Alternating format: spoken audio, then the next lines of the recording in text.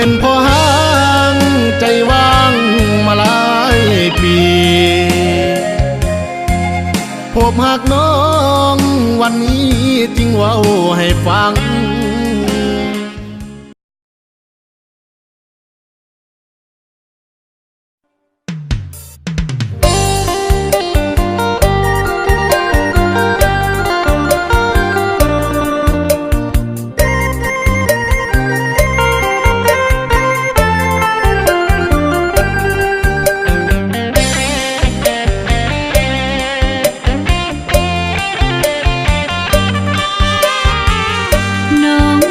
เป็นสา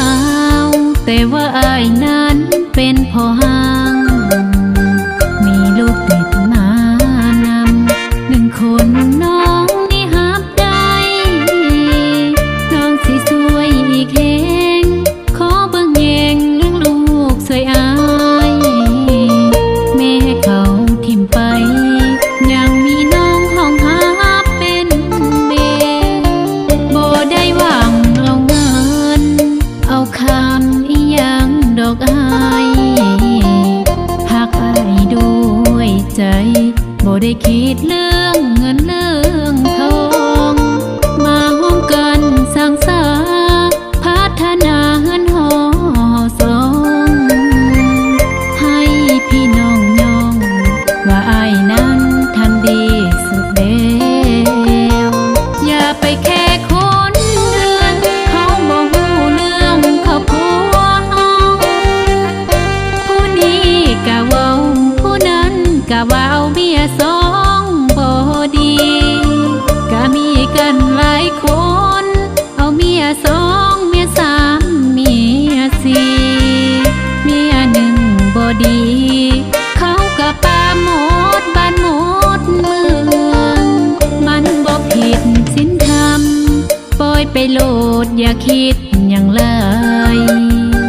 เกิดเป็นลูกผู้ชายให้เข้มแข็งนำพาครอบครัวน้องขอซื่นสมความอดทนของอายทมตัวได้อายมาเป็นผัวแม่นลูกติดน้องกะสิเอา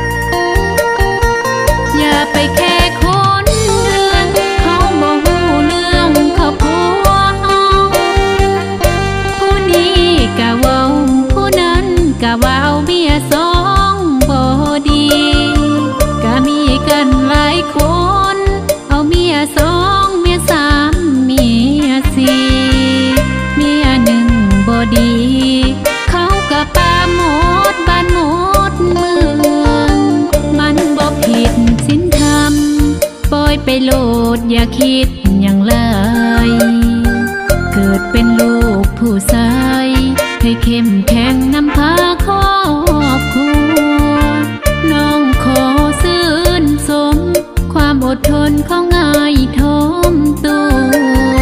ได้อายมาเป็นผัว